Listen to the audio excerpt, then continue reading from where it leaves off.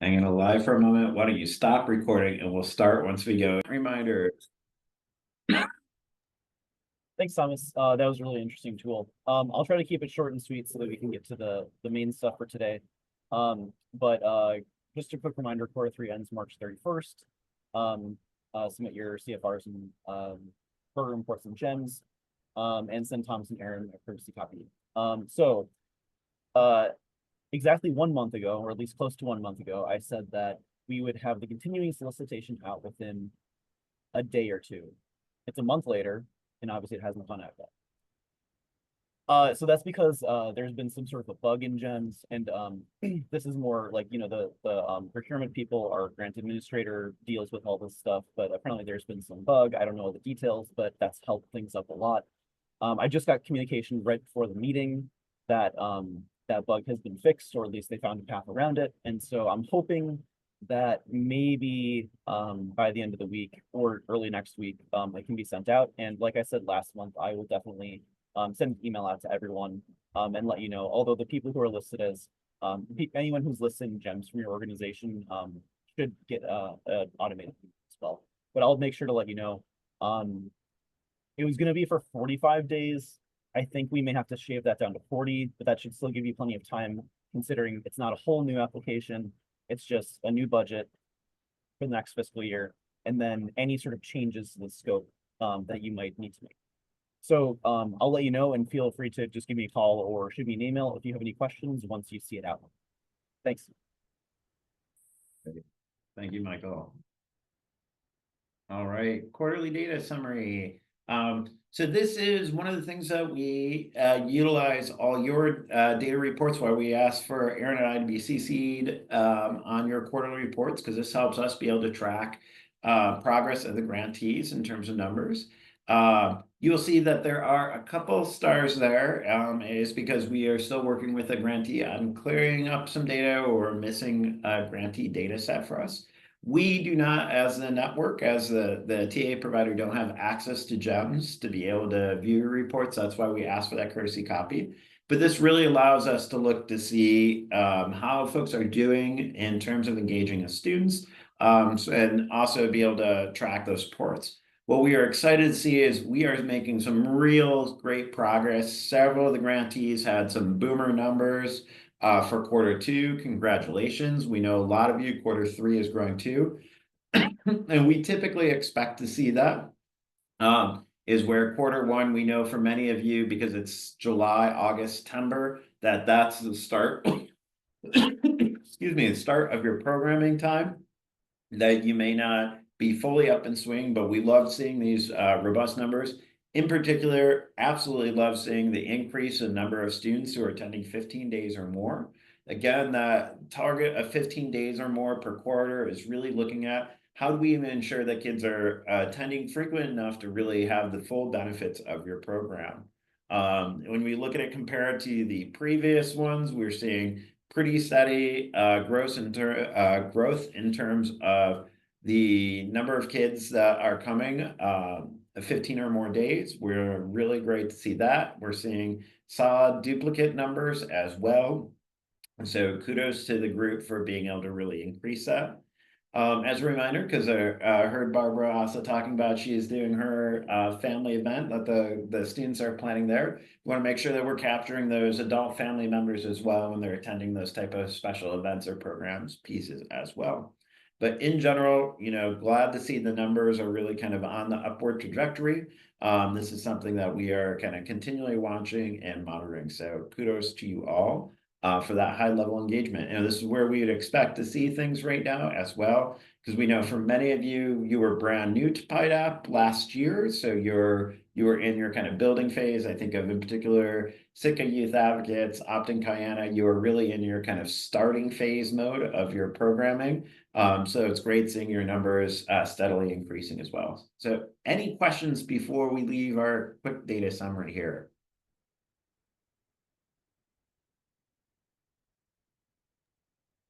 I have a question about the staff trained in positive youth development program initiatives. Mm-hmm. Is that simply just if any of our staff during the quarter you utilize the online trainings, through After School Network? I'm Yeah, a little, great. yeah. Great question, Shelley. So that is really any training that the staff is attending that's connected to the grants. So this could be they went through the YPQI youth work methods, or could have attended conference, or this may be training that you are hosting yourself as well, or that they're going to. It's training though that's related to this grant program, because we know several of your programs may have staff that are being funded through a variety of different ways. If it was like they are going to a education conference, but it's really for your American Indian Ed kind of work and not your PYDAP work, that may not relate to it. Does that help clarify? So it's really the training that they're attending or participating in that's associated and connected to the work of the grant. Thank you. Right. Jean, I saw you come off line as well, I think. Or off mute. Oh, I was just going to say, every time I get to calculating the cost, I don't know where I found the wording, but it was backwards. And so, Yes. but I think I figured it out. We addressed it. Yes, that was thank you. You were the one who caught it after a year and a half that we had the numbers flip-flopped. You would have had a negative one. Yeah. So thank you for catching that. We were making sure that that's correct for the future as well. All right. Without anything else, we're gonna jump in. Just a reminder, our monthly meeting. Sorry, I've had a cough since I was in Juneau a couple weeks ago. April 5th, 17th is our next one, May 15th, and that kind of outlines going through. You should have those on your calendar. We're going to jump into logic model again. As a reminder, state logic model for the comprehensive marijuana prevention program based on the 2022 logic model. You can see PYDAP and those connections there, that we want to see youth engaged in high quality out of school time activities, that we're seeing staff engaging in ongoing professional development that really has a skill and life-based approach to it. Because what we want to see is young people increase their knowledge on the harms of marijuana and decrease or affect those perceptions, so that young people know the truth around substance misuse, that we are engaging with families as well, including messages around home safe storage. And then on the program side, that we have those quality measures and indicators with that increased participation reach as well. Those long-term outcomes, reducing use among youth, both early initiation of use, 30-day use, and heavy use, as well as on that protective factor side, youth saying that they're connected to 3 or more caring adults, that they feel like they matter in their community, and that emotional regulation skills are improved. There's all the parts that we want to see out of the investment of the state dollar into PYDAP. We're going to take a look next. I'm going to switch my screen here. So we wanted to dive in a little bit more because we got rushed towards the end. I'm gonna get my screen set up here correctly from current slide. Boom. And can you see the current one that says key components of logic model? Give me a thumbs up if you can see that. Great. So we are going to take a further dive into this because, again, several folks were not here. We're asking each grantee to work on developing a logic model for your program to help guide really your work and connection. We know all the work that you're doing is important, but what we want to make sure is boiling it down to us looking to see, is the thing that we're doing that it's keeping us busy inside of our programs, is it related to our community need? And how are the inputs that we're putting, such as funding, staffing, supplies, how is that directed to getting us to an outcome, which is our output, which is kids engaged in programs, you may be on staff professional development, to getting to that outcome of young people reporting positive health outcomes for them. So on the far left-hand side, youth, family, and community need, what's the underlying problem to be addressed through the program and center and activity. This center, excuse me, center goals, broad statements that indicate desired direction of change. Those next part is going to be on the inputs. What are the materials, human resources, assets being put in? So that is the investment going into the program. What are the program center activities that are being done? So this may be something such as we are leading a healthy lifestyles curriculum in your program, or it might be in Boys and Girls Club, it might be smart moves. So that would be looking at a piece. To get to the outcome, our excuse me, output. How do we know, are we measuring it? What's the dosage? What's our program attendance? Are we getting to that part of engagement? Leading ultimately to an outcome, conditions that we hope to see changed as a result of the work that we're doing. So this may be on knowledge, attitude, or behaviors.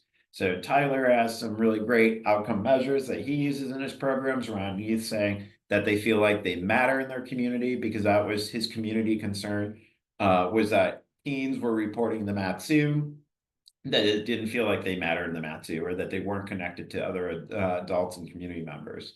So that helped him design his logic model going across from there.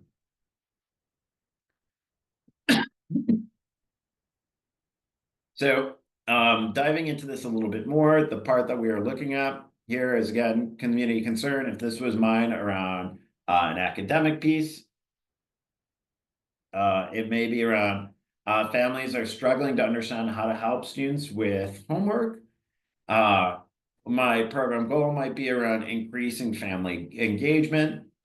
My inputs might be something specific to staffing, specific curriculum, or training pieces. Welcome, Emma. And our output might be number of youth participating engaged. So there's different ways that we can build this out. I'm going to pull up right now. And get to the right question here. Here is an example of one that is filled out based on an after-school program focused on supporting academic needs. So in this example that you'll see on the template that we gave as well, it's on there. Parents of students in grade 3 through 5 have difficulty helping their child with homework. Specifically, 40% of parents surveyed with students in grade 3 through 5, parents reported not understanding how to help their child with homework. So the center goal was to improve parent guardian knowledge and understanding of academic information. That led them to looking at their inputs. They have one full-time site coordinator who is experienced supervising frontline staff, is a certified teacher, and has experience in providing the program with academic enrichment. Some of the program center activities was parent guardian homework preparation class, offered 2 hours each quarter to parents of students in grades 3 through 5. Class will include useful tips for communicating with teachers, understanding what their child is learning, and where to find support for assignments. Their output on that was then 50% of targeted parents, guardians attend homework prep classes, with the outcome of parents and guardians understand how to help their student with their homework. Parents who attend the class help their kids with homework more often. So you can see in this case, the example given, the concern of the program, it's an academic focused program, maybe it's a 21st century program. They have found that the families are struggling with understanding their students' homework, how to help support them. The center's goal is around increasing that knowledge of understanding it. You can see clearly the input directly connected to achieving or addressing that issue. The activities and goals, very explicit. Here's a 2-hour that we're going to do each quarter around this homework help class to help parents get equipped for it. The output then that is from that homework class, they're able to ask, do they feel like they're, improving their ability, getting that to the outcome of parents saying, yes, I'm working with my child more on academics. So if we looked at this in a PYDAP lens, we may think of this as and I'm going to kind of think through Tyler's logic model. So his community need may be is that I'm just making up a number, 60% of students in the math or teens in the Matsu don't feel connected to caring adults in their community and reported that they don't feel they matter. So the center's goal may be increasing the number of supportive adults in youth lives to help them feel like they matter in their community. His input could be, we'll have 8 full-time staff member mentors working at program each afternoon. They will identify activities and curriculum that are help create belonging for students. The program center activities maybe each day the program will start with a bonding and connecting activity before students are dismissed to other activities. That bonding activity will last 20 minutes so students are able to check in about their day and feel connected to the adults in the space. The output might be the number of times that they have done bonding activities per quarter. It could also be the number of outputs, the number of students that have engaged in the bonding activities, leading then to an outcome of students reported feeling more connected to the adults in the space and felt like they had adults that they could turn to. So that's a really kind of quick way of me walking through a logic model that helps connect the why, the what are we trying to achieve, to an outcome that shows it. So what I would love to do for our logic model, ignore the state, it's past the date. I got really behind on things this past week, or the past week. It feels like it was a week, but it was a month. But what we're going to ask you to do by the April meeting is there is a Google Drive link that Aaron sent in the email. Anna, if you wouldn't mind retrieving that for me and plopping it in the chat. I don't know that I got that email. I think it should have went out to everyone. No, I think I might have it pulled up. But I will share this part first and we'll take a look and we're going to open it up for the floor for some questions. So by next meeting, so that is going to be April 17th. We're going to ask you to have a draft logic model that at least has 2 youth or family needs, should be focused around protective factors. Your logic model should incorporate some element of your YPQA domains or scales or items. So we encourage, this is a great opportunity to use a logic model also to put in that if you say, hey, we are going to, in Tyler's case, we're on belonging.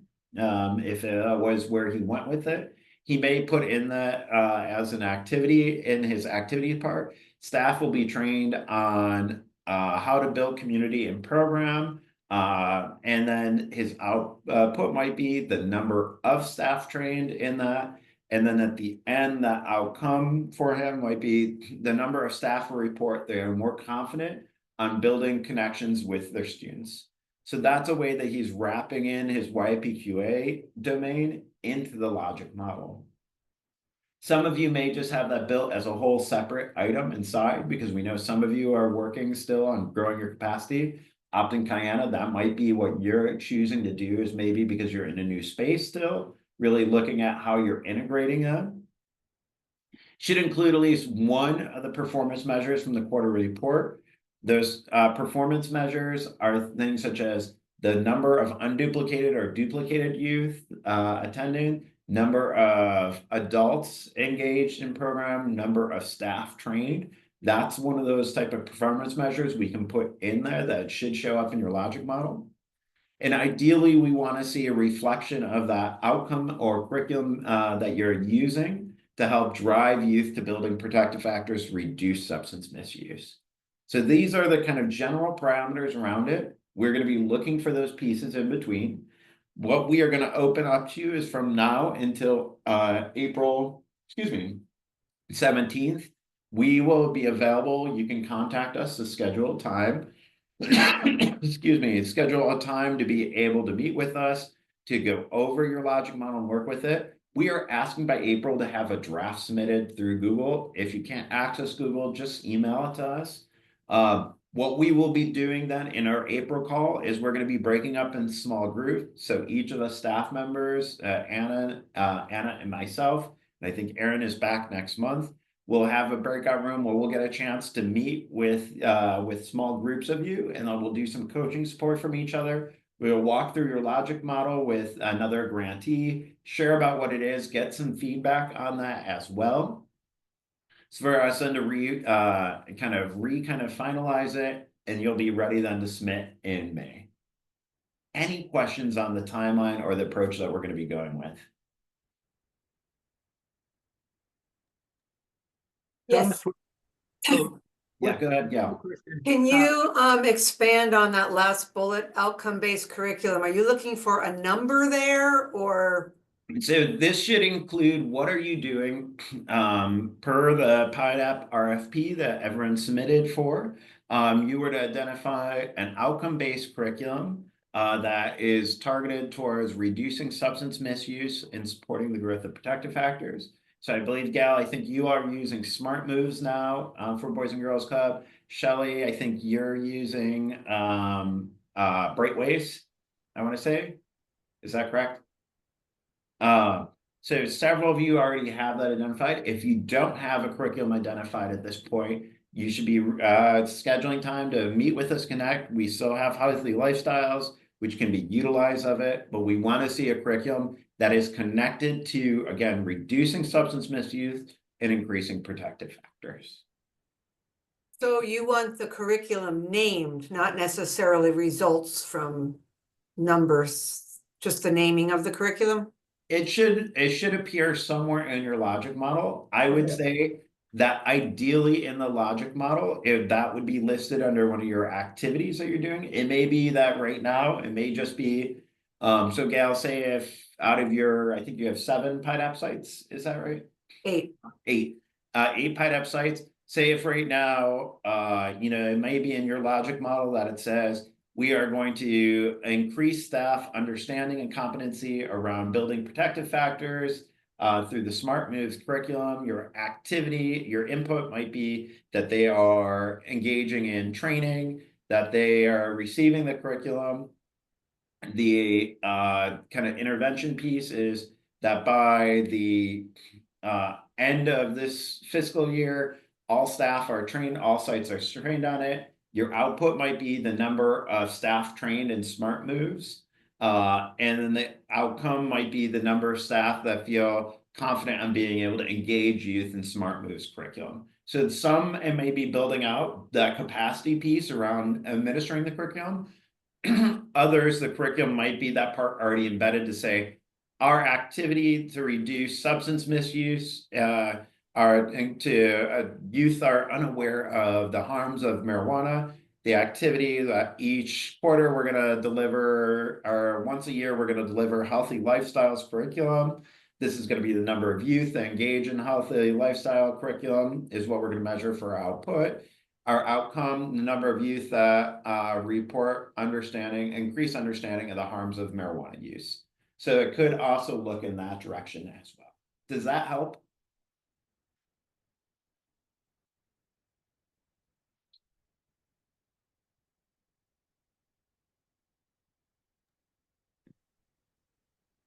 Super.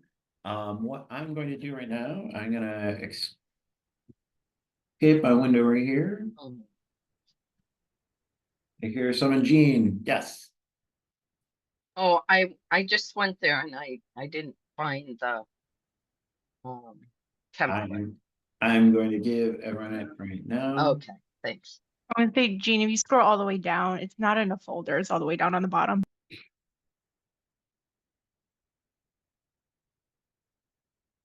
Yeah. Anna, were you able to put the Google Drive link in? Yes. Okay, great. So I will share with everyone right now the Google Drive link that Anna just shared. So in the Google Drive link, you will see each of you as grantees listed here in a folder. There is the template. There is a copy of the template. What I would ask you to do, please make your own copy and save it into your Google Drive folder. So that everyone's not writing on top of each other. If you're having trouble with that, we can go ahead and save it in there. But you should all have access to be able to go in. You'll see there's the template. Thomas, you're not screen sharing if you're trying to show Oops. people the drive. I 100% am not. Thank you for catching that. Appreciate it. Let me jump back. Boop, boop, boop, boop, boop. So in the Google Drive folder, each of your grantee folders will be boop, there. So you can now actually see what I'm talking about. So you each have a folder. You will see, I already see Nanana's in there, and Nanana saved theirs. Nanana, and you'll just drag yours, or we will drag it for you into your folder as well. There is a template, copy of the template. I'm going to open it up just so you can see again what it looks like. So this is the same one we saw on screen. You can see there is the sample one. What we are asking you to do then is you should be addressing at least 1 to 2 of these community family needs in your program. So who might have a need that you're trying to address? So you think this might be our need, and we'll use you as an example.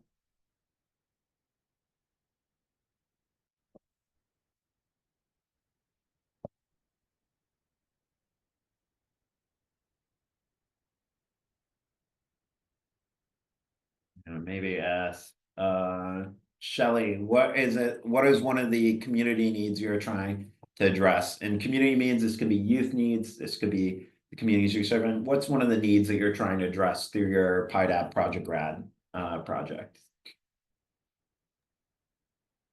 I think, I mean, in general, just helping kids having a place to connect. I think resilience building. I think all of our sites are just so unique and different. It's kind of hard to just lump it under one thing, but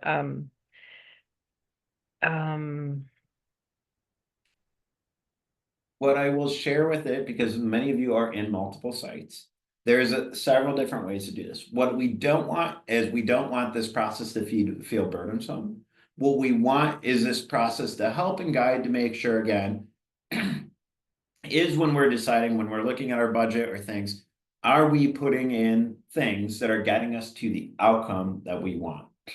Ultimately, our outcomes that we want out of our program are those high level outcomes that we talked about, that are starting to get us to youth feeling greater connectedness to caring adults, like they matter in their community, that they're able to regulate their emotions, that they're reducing substance misuse. Those are all things that, in terms of that long-term the outcome that we're hoping to do. Now, we know that you may not be able to, within 1 year, 2 years, 3 years, be able to completely change a young person's outlook on cannabis use. But what we can do is help build protective factors that get them in the position to do so. So for Shelley, you have multiple sites with Project Grad. Even though the programs themselves are unique or different, or the community is different, there are some overarching things that you may do. And so Shelley, yours has a strong academic component, is that you may say that the need you're trying to address is to support students' academic growth so that they increase their confidence and resilience when facing challenging situations. So that might be something that you're doing. Similar to all your programs. GAL, you have 8 program sites. Again, it's thinking of, okay, what is those kind of broad things? Well, yes, each program site may be doing something more specific. This is general for your grant project. Same with Tyler with Youth 360. It's thinking of, okay, what is the need that we're trying to address by offering this PYDAP program? We know it might be a little more tuned in or different at each site, but there are some general things that you're looking for. Emma with Rural Cap, you're at a lot of different sites. In this case, your community need, my strong hunch for Emma's program with the RAPE program is, connecting kids to their culture so that they feel proud of who they are and where they come from, is an example of what she might be addressing, that, or that too many young people feel disconnected from their culture. She then would build their goal around that, her input around that, the programming they're doing, the output and outcome. So for Emma's around culture, Her input may be that that there is an AmeriCorps Ray member dedicated to engaging students. They'll participate in ongoing training. They will have access to culturally appropriate curriculum and resources. Input that might also be elders from their community, because that elder could be considered an input to their programming.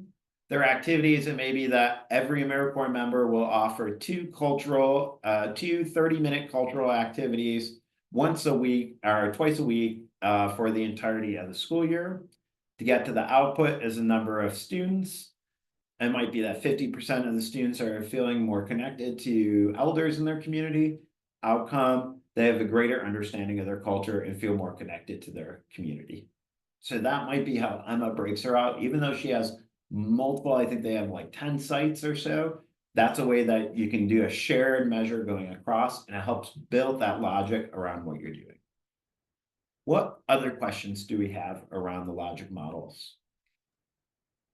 Thomas, what timeline should the outputs and outcomes target in the logic model itself? That's a great question, Tyler. What we'd encourage us to do is there is a couple different ways you can approach this. You can either say, this is me building out my logic model for the rest of the grant cycle. So like, this is how we're addressing it overall.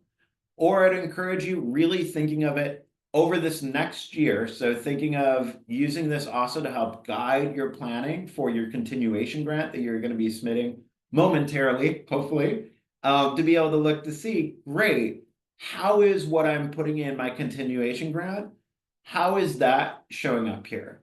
So if you really thought about this as next year's logic model, so this may be what you're thinking of your 25 to 26 school year, what is the logic model that you're using to help guide you with your investments and your inputs that you're putting in this next year to plan ahead? Some of you may still be in the phase where you're like, man, right now we're just thinking of, like, I'm thinking of Upton, Kayana. You're still in very much a growth phase. You just got water going in your center and everything. That it may be that you're thinking of this year through the next school year. It really depends. Others of you, my guess, Boys and Girls Club, gal. Boys and Girls Club, you know, is one that regardless of PYDAP, those fights will keep going on forward. That you may think of this more as PYDAP. What's our PYDAP logic model around the target population of 5th through 8th grade? So because Boys and Girls Club, I know K-12, you have lots of different other grants in part, and may just be you and Tia sitting down to think of, okay, what's our PYDAP logic model to engage middle school age youth in this project? So that might be a way that you refine it down to. So we intentionally leave this open for you all to choose what's the right fit for you on this. But we want the logic model to, you know, include some specifics like we said on there, and we'll include it in the follow-up email. Oops, I gotta find the right presentation. We will have it in the follow-up as well. We want to have Elisa focusing on those two youth or family needs or community needs. It should incorporate some piece of your YPQA work inside of there. It can either be a big domain such as creating a safe environment. So again, Optic Kayana, you're creating a new program space, and maybe that you're just focused on that. Others, it may be a specific item inside of that that's around youth voice or building community. Include at least one of the performance measures from your quarterly report, and have mentioned somewhere in there around the curriculum that you're using as well. Other questions?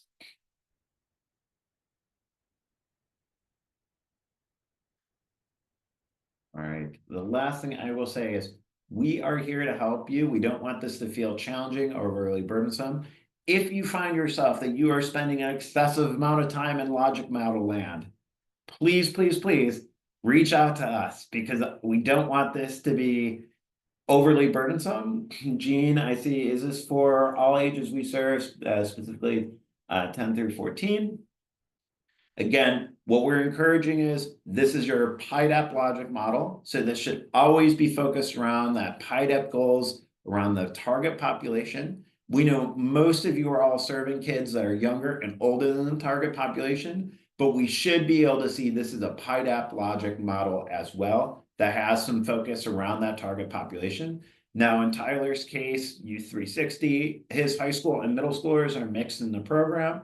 That's okay. What he may say is that they're doing, I'm using healthy lifestyles as an example, that he's going to do the healthy lifestyle with 50% of all their middle school students. That to me hones it in, that says this is the PYDAP focus on it. And it may be something more expansive, that there are other parts that show about high school transition or other pieces like that too. Great questions.